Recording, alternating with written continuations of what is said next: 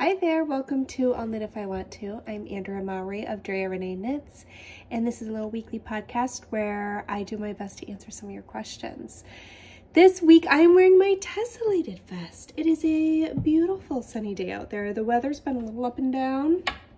It was kind of nice and cozy when I got up at like 5 a.m.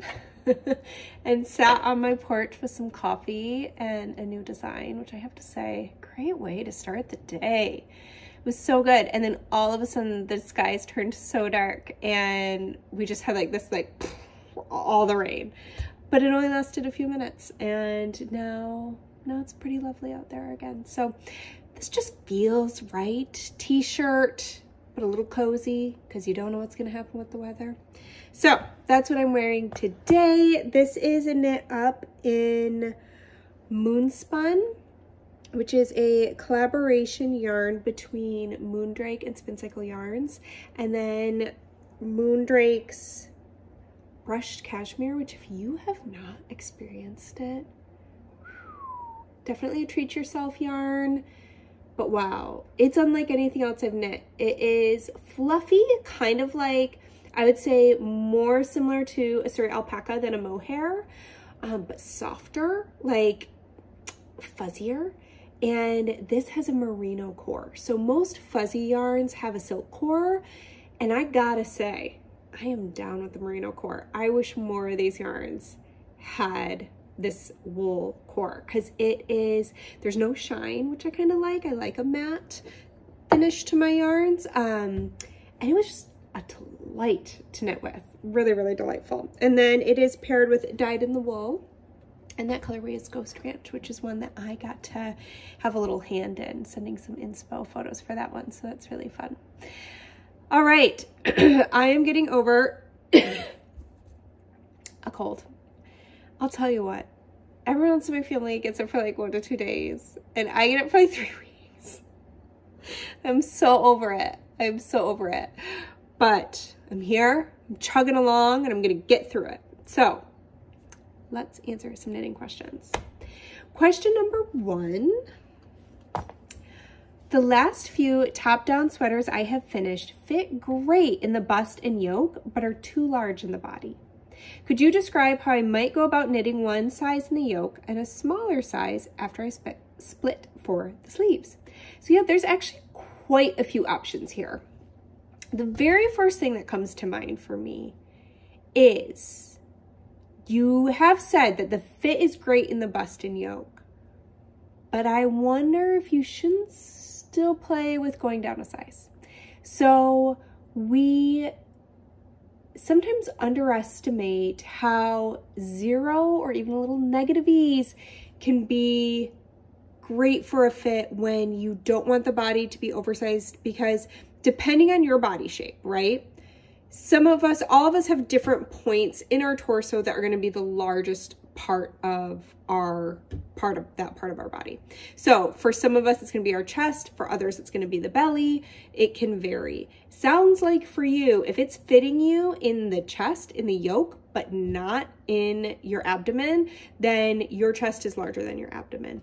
So a little bit of either 0 or negative ease in the bust might actually give you a really nice fitting sweater. So I'm just throwing that out there as something to play with. But you are loving the fit of what you've got. So let's play around with that as well. One thing you can do is you can pick up, it's gonna depend on where your yoke separation hits you. Is it hitting right at the fullest part of your bust? Because then you wouldn't want to do this. But is it maybe hitting a little bit lower? Then you could have some options with right there, either casting on fewer underarm stitches for the body. I have found that I can pick up, or cast on, I should say, because you're saying top down. Yeah, so you're going to be casting on. So you're going to cast on stitches for the underarm right here. So you can cast on less for the body and still pick up more for that sleeve, because what happens is, a question I get all the time is, how do I avoid the little holes that can happen at the corners of the underarm? Well, those holes are usually happening when we go to pick up stitches for the sleeve, and we have a couple stretched out stitches at those corners that can leave a little gap. Well, if you pick up more stitches in those corners, it's going to help fill in those gaps so you don't have that problem. So this would be a perfect time to pick up less stitches for the underarm of the body. I keep saying pick up, I mean cast on. And then when you go to pick up the sleeve, still pick up the amount you're supposed to, that's written into the pattern. So that is one place where you could out a few stitches. It depends on how much you want to remove from the body, how fitted you want that sweater to be. So that's one place you could reduce some bulk.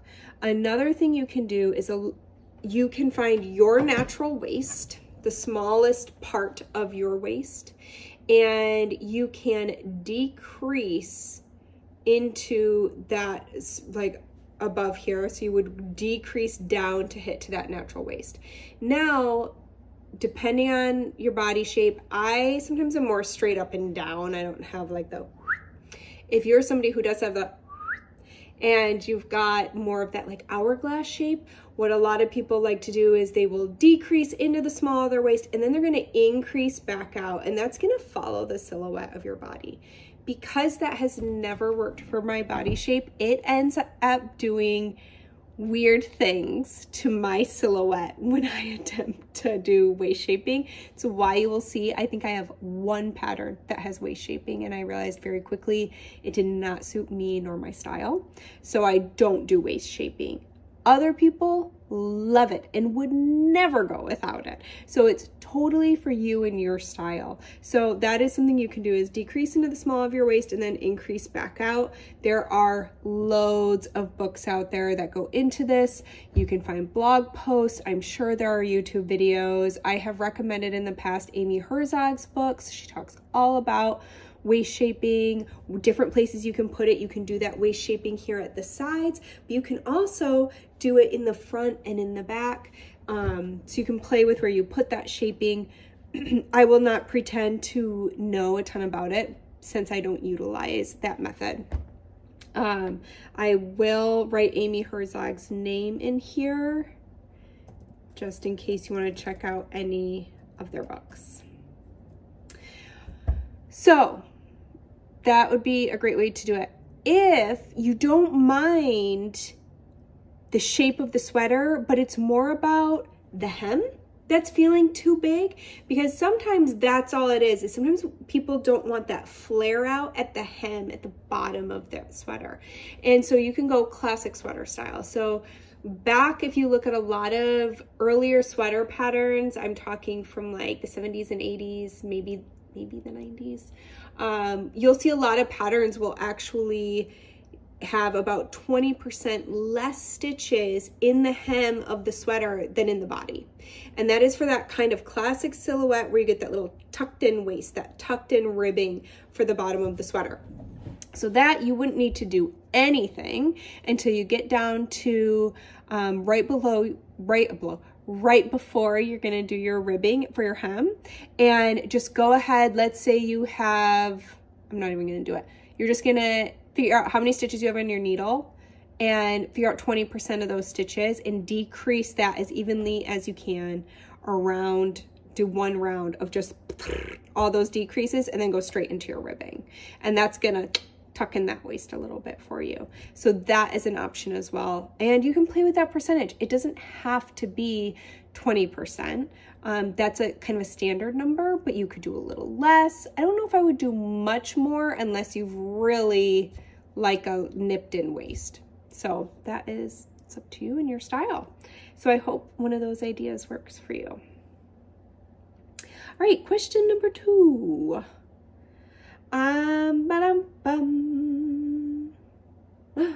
This is an old question. Whoopsie poops. I made a mistake when I put my questions in. All right. Next question. All right. Oh, my first question, hopefully, is quick. I love all your glasses and was wondering where you get them from. I get this question every single week. Every week. And I was like, all right, Andrea, answer the question, because I have some fellow eyewear people out there who want to know. So I get all of my glasses since we moved to Maine from North Optical, which is here in Portland. So if you are lucky enough to be in Portland, Maine, or to take a trip here, definitely stop at North Optical. It is hard for me to leave without a pair of glasses. They have great, great, great eyewear. I will go ahead and write the names of a few of my favorite brands, which you can get at probably maybe your local optical shop wherever you are. So I'll just put them in there. I can't pronounce half of them, so that's why I'm not just gonna sit here and list them off and embarrass myself. But I will include them below so you can check them out. But I'm tickled that y'all like my frames. They're just fun. If I've got to wear glasses, I want to have fun while I do it. All right, but they have another question, which is in regards to spinning. I was just wondering what technique you use to ply. Do you use any special techniques like chain plying? So rarely, if I'm being honest. I pretty much do a 2 to 3 ply on every yarn. It's coming from my bobbins. Even if I've spun on my spindles, I transfer those to bobbins and I just let it run through my fingers, add some twist. I always ply on my wheel. I have plied on my drop spindle, but only for a sample, and I have not tried plying on my supports. I just prefer, I like a bigger skein, and so I do them on my wheel. I have done chain plying. I highly recommend trying it. It is very fun, and depending on what you want to do with your color, it is a great technique. I have done it quite a bit. It's just not my default. It's not my go-to. I only use it when there's a reason for me to use it. Otherwise, I'm just like a traditional bind off. You know, it's just, I just ply them together. Nothing really super special or exciting about it. I don't really get into like novelty yarns or anything like that. Just not my jam. I'm just like, I love a solid 3 ply. So yeah, I just do a standard plying. Nothing too special. All right. I am so sorry about the constant clearing of the throat too. It is. It's annoying me. So if it's annoying you, I'm sorry. It's annoying me too. I can't wait to not be doing it anymore. Okay. Next question is about the birch pullover. I have made one birch pullover and could not figure out why mine looks so different from yours. I recently discovered that I have always purled my stitches wrong. I'm going to pause and say they're not purling wrong. They're just purling differently, and it affects the stitch, putting a twist in it, which they're about to say. But you're not doing it wrong. You're just doing it your way. And they've gotten it figured out so that they don't have to have twisted stitches. So they wrap under instead of over, so the stitches are twisted. Now, I'm so sorry. Now, I either do a Norwegian purl or knit through the back loop on the following row. So that was how they figured out how to not end up with the twisted stitches anymore. I'm definitely not frogging my birch sweater, but I think I'd like to make another one. I think I would also probably go up a size. So they're just kind of talking about their next plan. But I have always loved your Stria cardigan, but don't find myself wearing a lot of cardigans. Is Stria the cardigan version of birch? If so, could I use the yarn colors you used on the Stria to make a new birch pullover now that I have my pearls figured out? So absolutely. They are super, yeah, they are both half fisherman's rib. And if sounds like it's the stripes that are pulling you into the Stria sphere. And so just add some stripes to your birch. I do, if memory serves, Stria is 1 row stripes, which will be super easy in the round. You're literally just gonna knit 1 round with color and then drop it. And that's it. And you can do any colors you want. I think they're both fingering weight, so you could definitely look at the yarn. For Straya, I used ampersand fibers from La Mercerie. And so you can go check out their yarns. It should swap in just fine.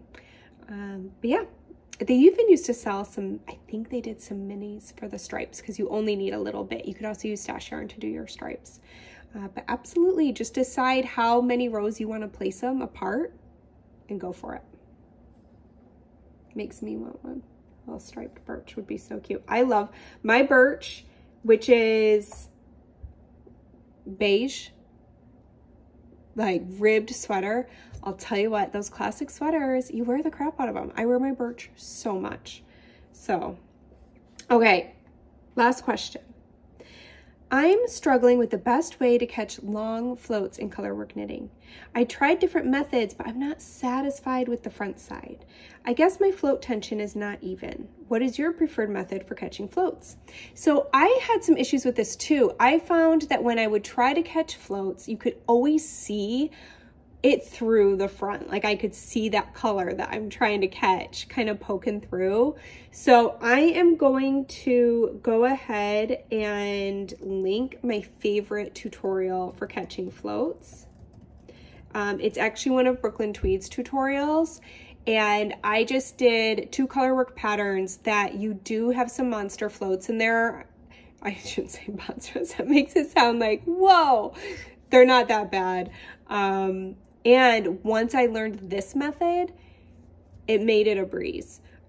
So basically what you're going to do is you're just going to lay the color you want to catch over the top of your needle tip. So you insert your needle to knit the next stitch, but before you wrap your yarn you're using, you lay your other one over top. Then you wrap the yarn you're using and knit with it.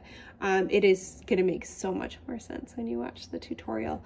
The only thing I will say is I struggle to do it continental. I pretty much have to do it English style for it to really work with me. So if anyone out there has a good continental video for catching floats, I just need to look one up, but I haven't yet. I would love to, if anyone just has one that they love, please feel free to link it below.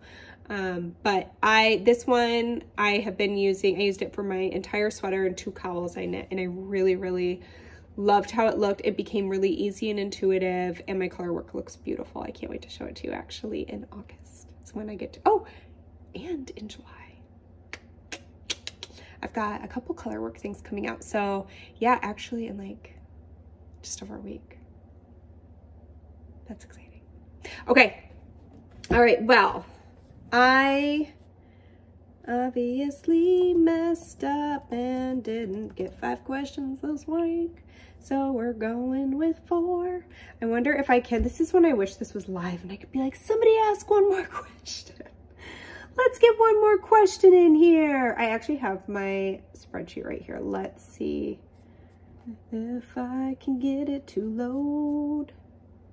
And we can do one more question.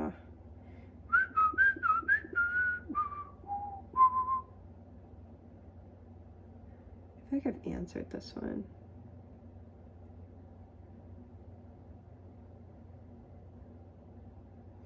Okay, let's just throw this one in here. Why not? Thank you for your patience while I fiddle. All right, boop, boop, boop, boop, nope, boop, boop. All right, I have just finished, nope. I have just knit my first ever brioche project, a shawl using 2-color brioche. And I love the effect of it, but I have heard that all over brioche is a bit tricky to use for garments due to how stretchy the fabric is. I have not tried fisherman's rib before, but I know it has a similar look to brioche. Does the fabric produced by fisherman's rib have a bit more structure to it? And if so, is it possible to make a 2-color version? Do you have any pattern suggestions for a sweater using a 2-colored ribbing technique? So, from what I have been able to notice, I have knit a fisherman's rib swatch and a brioche swatch and tried to determine if I could just visually see any differences between the two swatches when they were all done. And to me, they make basically the same exact fabric. I certainly don't notice there being more structure in one or the other. I could see how maybe the fisherman's rib would, because you're knitting below, which to me feels like it's tightening things up as opposed to just using slip-on yarn overs like you do in brioche. But honestly, I feel like that more comes down to yarn choice and gauge. So if I do have a couple sweaters that utilize brioche. I'll list them here. There's Ronin, Junction, and Vintage 83. I think that's all three of them. Ronin's just one color, and that one I used it for the ribbing of the cuffs, the hem, and the shawl collar and the pockets. And that's knit up in Shelter, Brooklyn Tweed Shelter, and there is no issue really with it growing too much, because that yarn is real sticky. It's a woolen spun woolly yarn that loves to kind of hold on to itself, so there was no issues there. Junction and Vintage 83 both use it in the yoke of the sweater, and again, no issues there. So things you want to think about: if it's a very big sweater, if it's like an oversized sweater, gravity will pull on that. Brioche is a fabric that likes to expand and open up. So what you want to do with sweaters is you want to take care to use a small enough needle. Your brioche gauge, as a rule of thumb, will always be bigger than if you were to knit stockinette stitch on that same needle. And that is because of the nature of how that fabric's created. It's just a more open fabric. So you really have to size needles down. So for instance, earlier we were talking about my Straya and my Birch sweaters. So those both use half fisherman's rib. And those are fingering weight sweaters, which a lot of times if you're knitting a fingering weight sweater, the needle that you're going to use is probably going to be like a 4, US 4, where for those sweaters, I think I used a 2. But if you look at the gauge isn't like 35 stitches per inch. I think they have a really reasonable gauge. It's probably like 18 or 20 stitches per inch. And that is because it creates that bigger gauge. So just know that you don't want to use a big old needle, generally speaking, when you are knitting those, if you are worried about the structure of your sweater and you don't want it to grow and get way too big. Also consider the yarn choices. So if I was going to knit a sweater with brioche in it, I would love to use anything that's a little toothy, a little woolly, and a little grippy. I would probably be very, very careful using a superwash yarn. Unless that superwash yarn has a little grip and stick, which some do, but you're really soft, like merino cashmeres, those kinds of yarns, MCNs, those ones are going to grow. And so that doesn't mean you can't use them for a brioche sweater, but definitely gauge swatch. Do a decent sized gauge swatch. And that is one of the few times where I would maybe recommend letting it hang dry to see how much it's going to grow, to try to replicate some of the gravity it's going to go through when you wear it on your body. But if that's a concern for you, I'd stick with the woollier yarns to kind of combat that. So I'll throw links to the 3 sweaters I have that do have some brioche in it. It's all just a touch of brioche. They're not all over brioche sweaters.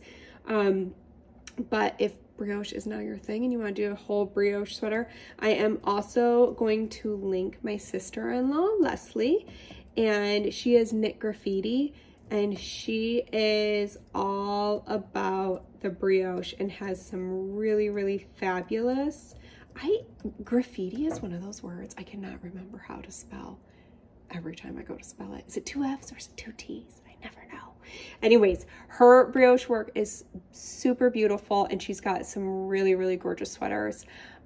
She just did a Sizzle Pop sweater in this past year, and that one would be so stunning to do. So I'll include a link to her so you can check out her patterns too. All right, We did it. There's nothing to it. We got that 5th question in. We're in the thick of Tour de Fleece. I've talked about it the last couple times, so I won't go into it again today, but I am hoping to squeeze in a little spinning this weekend. I also cast on not 1, but 2 new patterns because I just finished writing 2 patterns. I'm in a flow. It's feeling good. And I'm really excited because I've got a shawl on the needles. My poor shawls. I have not been knitting enough shawls. I've been in sweater land for the past couple of years. I just think in sweaters now. And so I was playing around with some stitch patterns and I did 2 swatches. I actually did like a whole lot of swatches, but 2 of them were 100% winter chicken dinners. And I immediately was in like sweater zone and then decided, hey, we don't have to jump to the sweater. So one's going to be a cowl, one's going to be a shawl. I will then, I already, the wheels are already turning for the sweaters, but I'm like, it's summertime. Slow your roll, okay? Okay. So anyways, I'm really, really excited and it feels good. It feels good to have some accessories on the needles. I need to stop neglecting my accessorizing. I hope you have a fantastic weekend. Thank you for spending some of it with me, and I hope to see you here next week. If you have a question you would like answered, feel free to use the link in the show notes to submit your questions. That is the only way to ask a question because it's the only place I check for questions for this. It goes all into a spreadsheet for me so I can keep track of everything. But otherwise, have a great weekend. Bye.